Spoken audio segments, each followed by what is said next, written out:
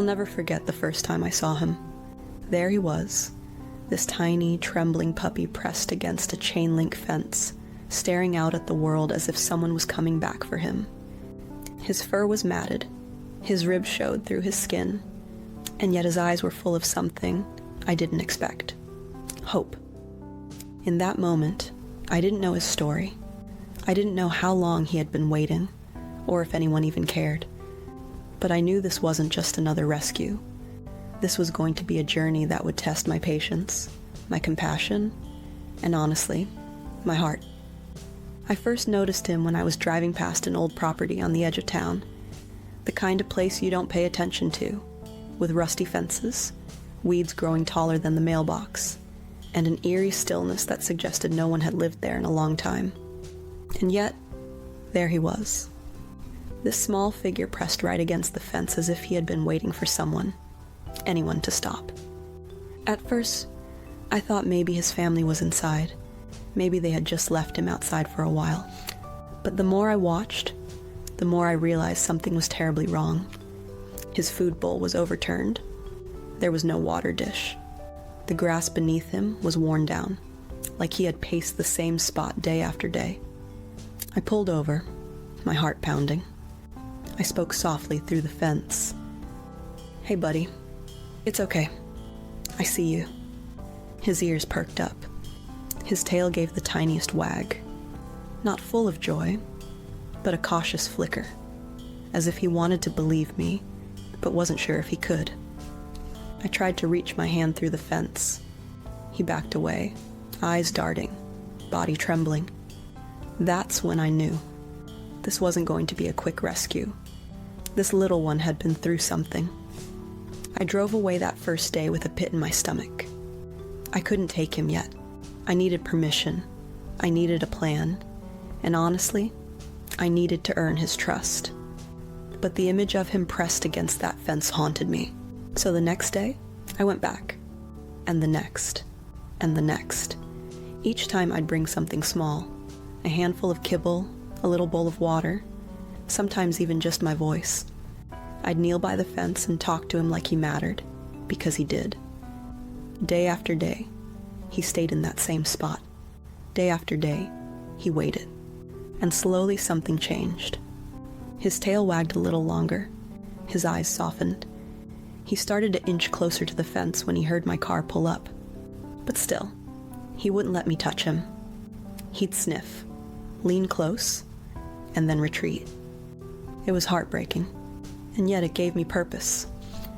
One afternoon, I sat on the ground, my back against the fence, the sun dipping low behind me.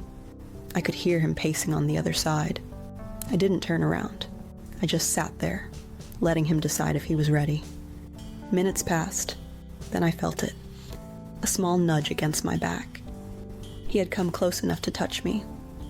I froze, not wanting to scare him away. And then the gentlest thing happened.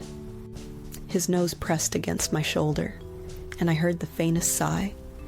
It was like he was saying, "I want to trust you. I'm trying."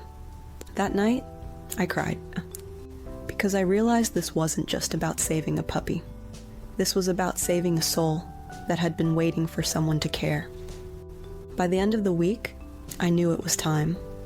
I contacted local rescuers, explained the situation, and made arrangements to bring him to safety. But deep down, I also knew this rescue wasn't going to be simple. The day we went in, he panicked. The moment the gate opened, he bolted to the farthest corner of the yard, pressing himself against the wall, shaking. His eyes were wild, his breathing frantic. He didn't understand that we were there to help. I crouched down, whispering softly, my heart racing with him. "It's okay, sweetheart. I'm here. I've been here every day, remember? I'm not leaving you now." Minutes felt like hours. Every step closer I took, he flinched. But finally he let me slip a leash gently over his head. And when he realized he wasn't being hurt, when he realized he wasn't being abandoned again, he collapsed into my arms. He was so light, too light, and he was shaking so hard I could feel his tiny heart pounding against my chest. But in that moment, I knew we had turned a corner. If you're still watching this story right now, I want to pause and ask something important. Stories like his are why we share these rescues. If it's touching your heart the way it touched mine, please take a moment to like this video and subscribe. It may feel small, but every bit of support helps us reach more people, more rescues, and more lives waiting at the fence. Now back to his journey. The first car ride was almost unbearable. He crouched low in the seat, ears flat, every bump in the road making him flinch. I kept one hand on the wheel and the other reaching back to let him know I was there. I whispered the same words over and over. "You're safe now. You're safe now." At the shelter, he wouldn't leave my side. Other volunteers tried to coax him, but his eyes locked on me like I was the only anchor he had left in the world. The days that followed were slow, tender, and filled with both progress and setbacks. The first time he ate a full meal, I cried. The first time he let someone else pet him, I cheered. The first time he fell asleep without jerking awake, I realized just how much trauma he had carried in that tiny body. But little by little, he healed. His fur grew soft, his eyes grew bright, his tail wagged freely. And one day, as we played in the yard, he did something I'll never forget. He rolled onto his back, belly up, legs sprawled, trusting me completely. That was the moment I knew he believed in love again. That night, as I sat beside him, I whispered, "You deserve a name. You deserve an identity that's filled with love and safety." I looked into his eyes, searching for the name that felt right. And then I said it out loud. "Max. Your name is Max, and you are a blessing." His ears perked up. His tail wagged as if he understood. From that day on, he wasn't just the puppy at the fence anymore. He was Max.